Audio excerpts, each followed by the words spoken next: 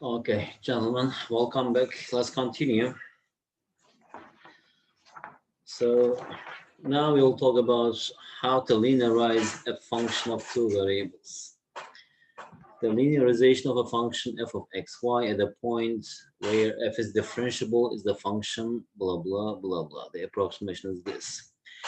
Anyway, as you see in the screen, it's very similar to the function of a single variable. If you remember from a function of a single variable, that's y is equal to f of x, right? When you just want to approximate a kind of function at a certain point, right? We draw a tangent to this curve at that point, and this one is x sub 0, and this one is y sub 0, right? So some actual neighborhood of this point, right? As you see here, the tangent to the curve, actually the value of the function at this point, and actually the value of the tangent near the by point is very close to each other, right? When it's just nearby this. And somewhere else here, if you want to approximate here, then we need to draw a tangent at this point, okay? And also, if you remember from the definition of what is it, differentiability of the function of two variables, we say that if a function is differentiable at a point and also this partial derivatives exist, then it must satisfy this equation that delta z is equal to fx at p sub 0. And here we have, what is it, delta x plus fy p sub 0 delta y plus epsilon 1 delta x plus epsilon 2 delta y, where we know that's the epsilon 1 and epsilon 2 approach 0 as delta x and delta y approach 0. Okay, so what is actually this delta z? Delta z is actually this delta z is this, right? The change in the value of z. That is f of x sub 0 plus delta x and y sub 0 plus delta y minus f of x sub 0 and y sub 0. That's a true change. So now if we just substitute here, what we have here, we will have, let's, we just rewrite this, f of x sub 0 plus delta x, y sub 0 plus delta y will be equal to, the right hand side, what we have here, f of x sub 0, y sub 0, plus here we have fx, right, and delta x plus fy p sub 0 delta y. Okay, what is delta x here? The delta x, we know that the change, right, the small change in the value of the what is it, the variable x. So here delta x equals x minus x sub 0. How about delta y? Delta y is y minus y sub 0. Y minus y sub 0. That means that we are just, where can I show this here maybe? We are talking about this point, that's x sub 0 and the y sub 0, and nearby, maybe somewhere here, this one is xy, right? So this change is, the small change is x plus x sub 0, and or x sub 0 plus x, this one is y sub 0 plus y. So this change, what is this change? That is delta x, right? This one is delta y. So from this point to this point, if you just jump from this point to this point, what will be the change? Anyway, here we're just using that equation to approximate the value of the function. And we are just naming this as the, what is this? L, linearization, right? And when this delta x, delta y is small, right? And also epsilon 1 and epsilon is small. And these small numbers, when you just multiply them, epsilon 1 and delta x, it will be very small.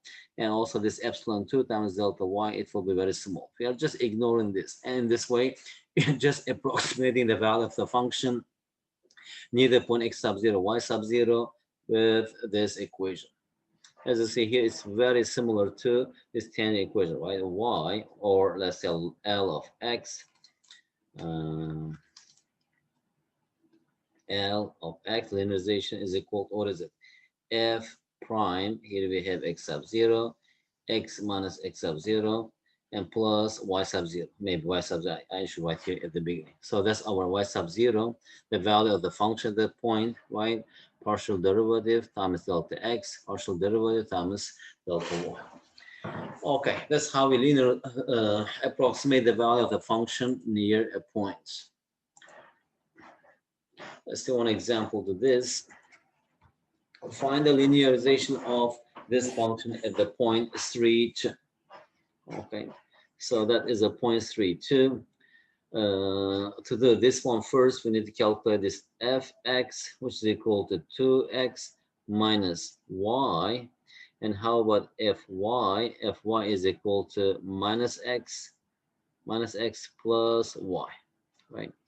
And from here, fx at p sub 0, that's equal to x equals 3. 2 times 3 is 6. 6 minus 2, that's equal to 4. And fy at p sub 0, here we have minus 3 plus 2, that's equal to negative 1. Right? And also more than this, how about the value of the function at 3 and 2? That's equal to 3 squared, that is 9, minus 3 times 2, that is 6, plus 2 squared, 4. 4 is divided by 2, that's equal to 2 plus 3, which is equal to 3, 6, that's equal to 8. So what is the linearization of this function at this point? Linearization of this function at this point is equal to f of x sub 0, y sub 0, which is equal to 8. So here we have 8 plus partial derivative of f with respect to x at this point, that is 4, and x minus x sub 0, that is 3, plus, and here we have negative 1 times y minus y sub 0, that's equal to 2. Or if you just simplify this, the linearization of this function at the given point will be, here we have 4x minus y, 8 minus 12 minus 4 plus 2, it is minus 2. That is the linearization of this function at the given points. What does it mean? It means that if you are here, let's say that is a domain of this function, y, and we are talking about this point, that is 3, and that is 2, right? And not just nearby this point, right? Nearby this point, if you just pick any point nearby this point, for example, it can be, what points are this? So this one is p sub 0. You may talk about the value of this function at 3 and 2.1, or maybe 3.2 and 2, or maybe 3.1 and 2.1, for example.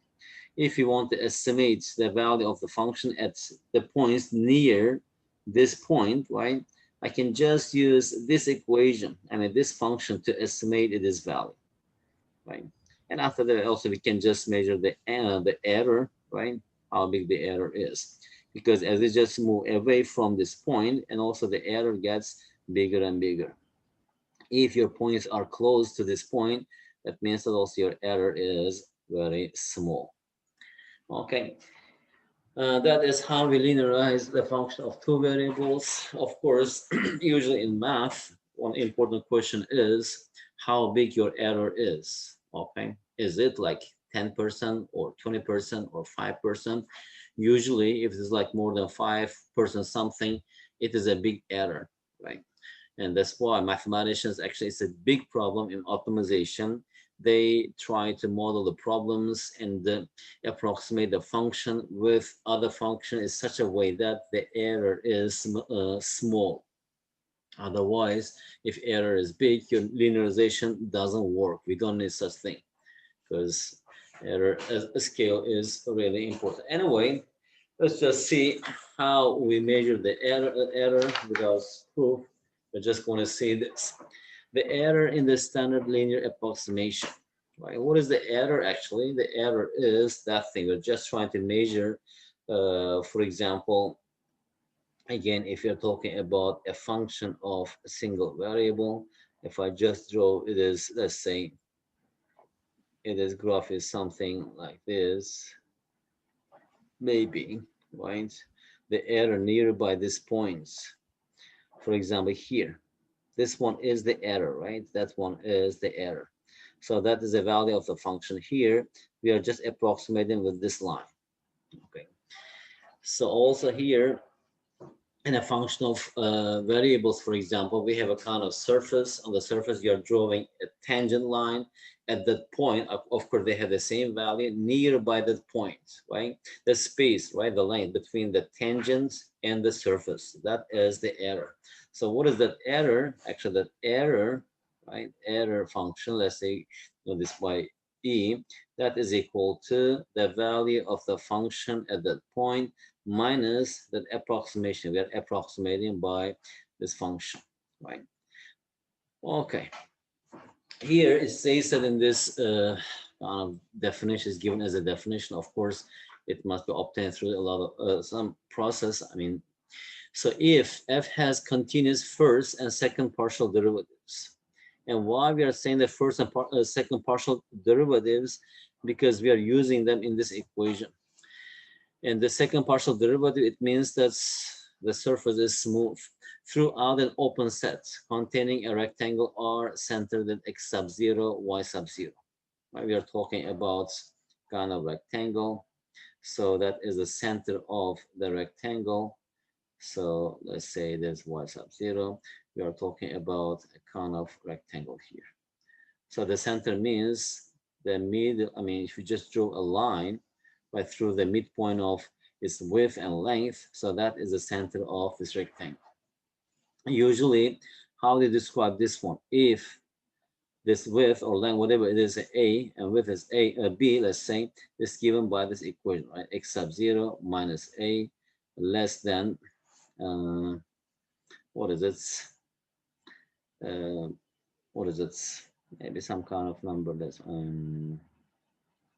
x sub 0, that is minus and plus, it should be less than, let's say w. Here we have y sub 0 minus b is less than length, width and length of the rectangle. Anyway, so it says that centered at x sub 0, y sub 0, and if m is any upper bound for the values of fxx, fyy, and fxy.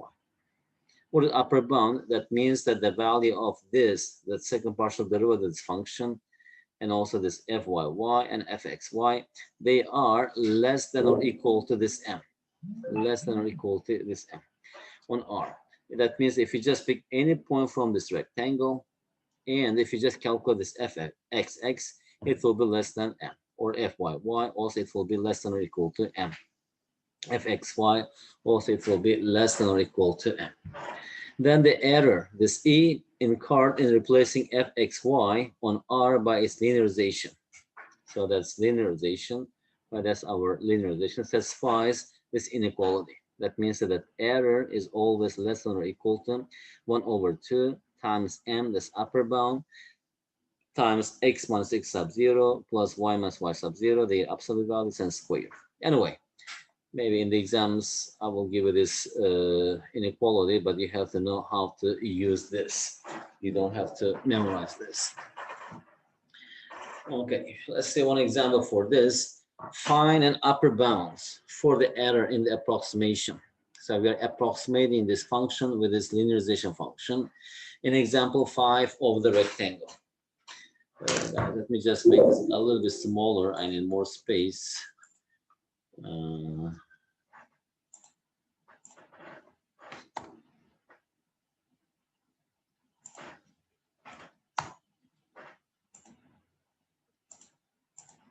Okay.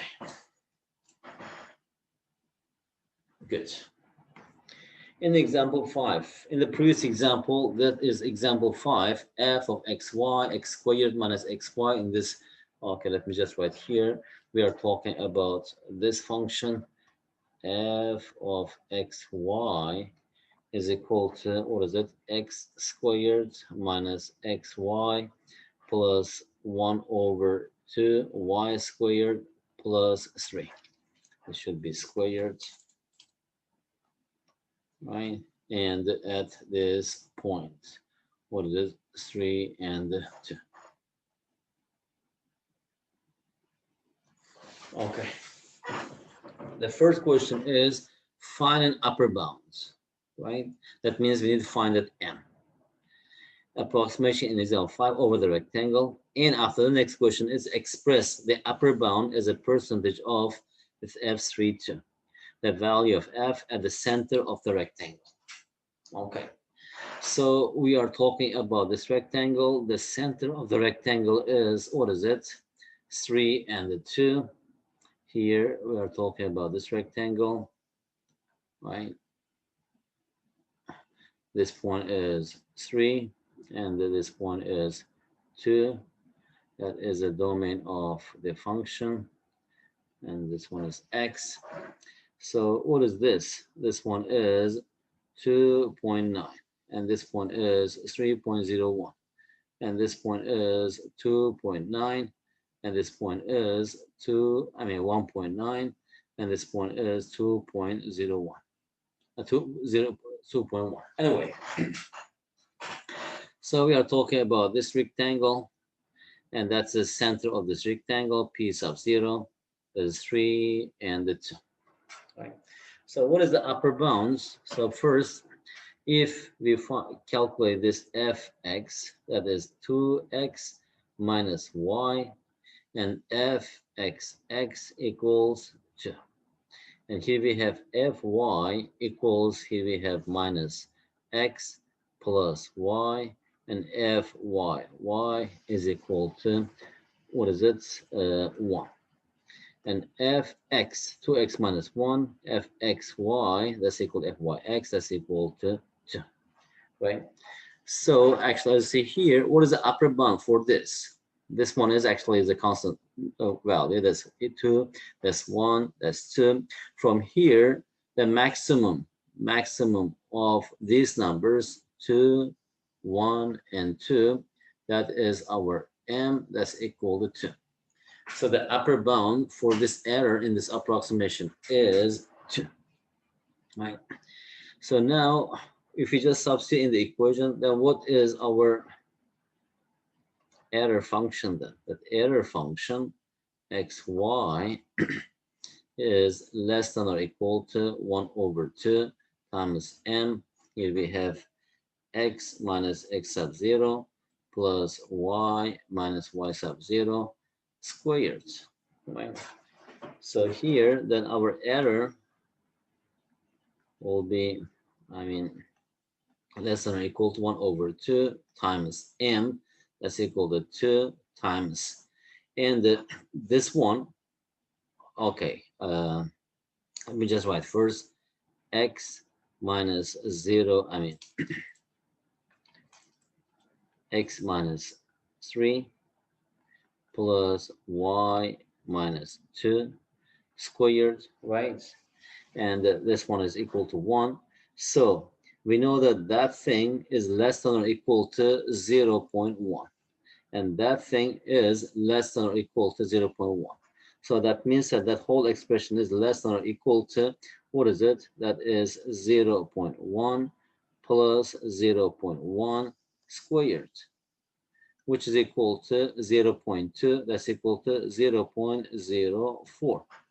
So that means that our error is less than or equal to 0.04, right?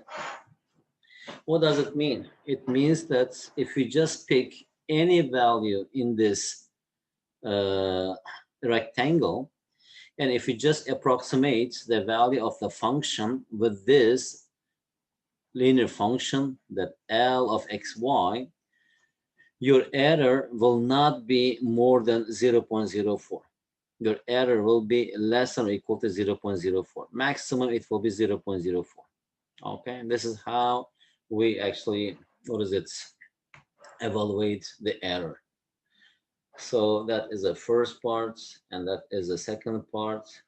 And after that, it says that express the upper bound as a percentage of this f of 3, 2, the value of f at the center of the rectangle. Now, what is f of 3 and 2? Let me change the marker color. F of 3 and 2 is equal to 3 squared. It is 9 minus 6 plus, it is 4. Here we have 2 plus 3, which is equal to 3, 6, that's equal to 8, right? So the error is no greater than, what is it? Our error is maximum 0.04, and our function is here at that point is 8, right? So that's equal to, what is it? To this one, we should just multiply this by 100%, right, as a percentage. So 100 cancel each other. That's equal to 0.5%. So that means that our percent is less than or equal to 0.5%, which is very small. Even it's not 1%. Right, that's good. Okay, that is how we evaluate the error, and at least you should know what's going on here. That means that if we are given this kind of region, here rectangular region, and at this now we can say that if you just pick any point from this rectangular region, our error is not more than 0.5%. That means that it is a good approximation. So for the value of the function, we can use L. And once again, why do we need this? As I told you in the classroom, in the future for your further studies and master degrees or PhD, sometimes you have to deal with some kind of function. It's very, very complicated. So even estimating its value at the point is not so easy. So first we have to linearize, and this linearization is used very widely. And with this function, we can linearize and approximate the value of the function at the time. And after that, you can get some result from your work. Okay, now let's talk about differentials. So also in single variable function, if you remember the differential of f, how did we define this? Is defined as f prime of x, and here we have dx, or df, the f prime of x and the dx. In a similar way, if we move from the point x sub 0, y sub 0 to a point x sub 0 plus dx, y sub 0 plus dy, our here dx and dy, that's our delta x and delta y. Nearby, the resulting change df, fx, x sub 0, y sub 0, as see here, the value of the function there, I mean the partial derivative, here we have dx and fy and dy. In the linearization of f is called the total differential of f. And that is how we define the total differential, or just simple differential or total differential. Because here we have two functions here. Okay.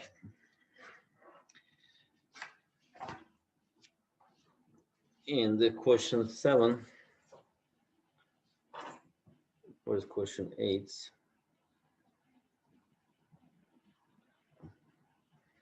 Okay.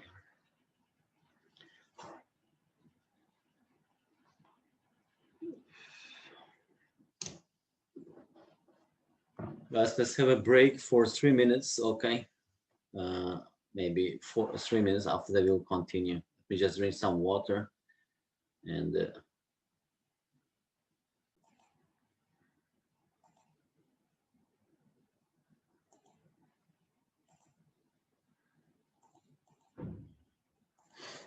okay, let's continue.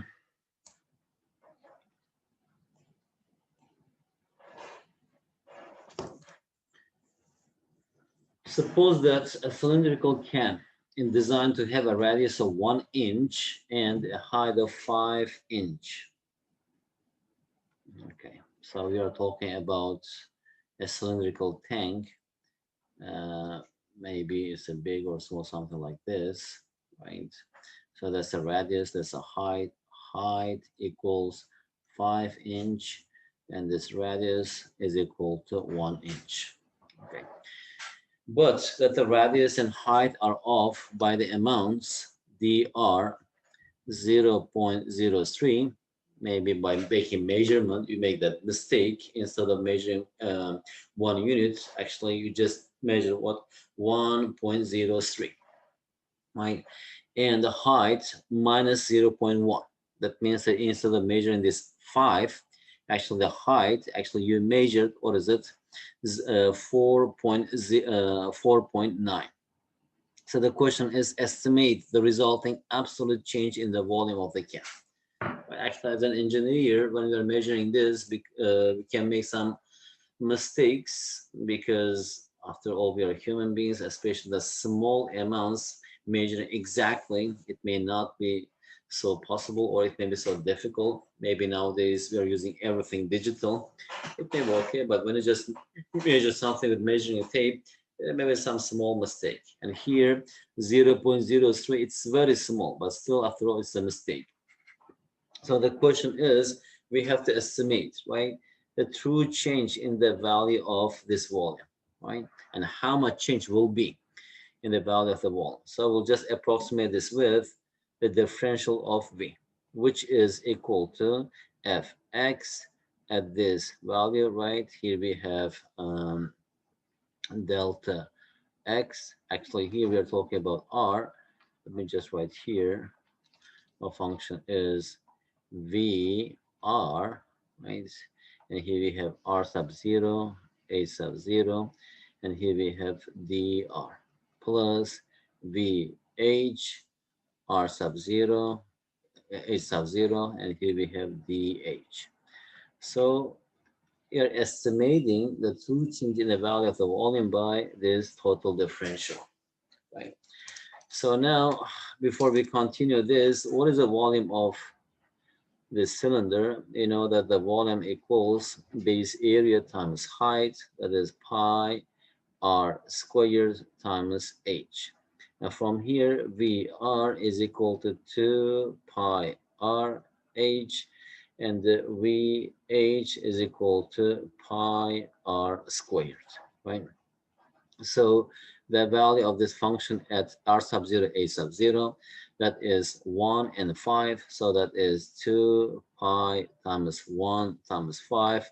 That's equal to 10 pi. And how about this one? R equals 1. That is pi times 1 squared. That's equal to pi. So now if you just substitute into the equation, now we'll get here dv will be equal to dr this. That's equal to 10 pi. 10 pi times dr. What is dr? That is 0.03 plus, and how about this vh? That's equal to pi times dh, that's equal to minus 0.1, which is equal to, here we have 10, it is 0.3. So 0.3 pi minus 0.1 pi, which is equal to 0.2 pi. Right, it is 6.28. So that is 0.628, I think, approximately. So that is, what is it? What is it? The change in the value of the volume. And of course, here, since it's a volume, it must be inch cubed. So actually, there will be that much mistake, or what is it? Mistake in the, I mean, that will be that much change approximately in the volume of this container. Okay. Another example, here it says that your company manufactures, right, circular cylindrical molasses. Molasses is something sweet that we eat with bread in the morning, so it's anything like this, especially also they added to the coffee. So molasses storage tanks that are 25 feet high with a radius of 5 feet. Again, we are talking about some kind of cylindrical tank, and that is something like this. Okay. So it is radius, this one is r, radius equals 5 feet, and the height is equal to 25 feet. How sensitive are the tank's volumes to small variations in height and radius? So that means that if we just change a little bit, or if we just make some mistake in measuring the height and radius? How does it affect to the volume of the cylinder? That is the question. So again, we know that the volume of this cylinder is, what is it, pi r squared h. Use different color here. Blue. Okay. So from here, again, dV is equal to VR at 5, 25, because R equals 5, height equals 25, and here we have dr, plus VH, and here we have 5, 25 times dH, which is equal to, what is VR? We have already calculated there, at 525, so that is 2 pi RH. Here we have 2 pi r h, right? And here we have 525 dr. Vh, that is pi r squared. We have 525 dh. Or if you just substitute these values, we get here r is 5, 2 times 5 is 10, 10 times 25, so there's 250 pi dr. Plus, how about here, r equals 5, 25, so that is 25 pi dh. Right? Okay, what is it? That means that if you just make a small change in the radius, right, actually its effect is this much, 250 pi. And how about h? The effect is 25 pi. That means that if you just change a little bit, I mean the value of this r, or if you make a small mistake, that will be, what is it, 10 times more than the effect of the change of height. Because here, let's say this change, right? Let's say our change is delta r equals 0.01, and that a delta h is 0.01, which actually produces bigger change in the value of the volume because of the first term, right? Actually, the small change of r produces big change in the volume of v. So that is more, 10 times more. I mean, the change in the radius is 10 times more sensitive to the change of height. Why? As you see here, because just thin, right, is very tall. And how about if we just change the role, interchange the roles of, what is it, r and h here? At the time here, if we had dh, at the time dr, that means that we can talk about something like this. In big container, but the height is small. Big container, right? At the time, a small change in the value of the height, it will produce a big change in the amount of the value, right? But small change in the value of the r, it doesn't change much the value of height. Anyway, so we have functional more than two variables. Also, it's very similar to this, and you will have a look at this. I think that much is enough about the approximation and evaluation of the error and the linearization of a function of two variables. Guys, thank you very much for your time and patience. I will see you. I mean, we'll meet on Thursday. Okay, keep doing your homework. Let's see, maybe I'll collect your homework next week. Thank you. Bye-bye.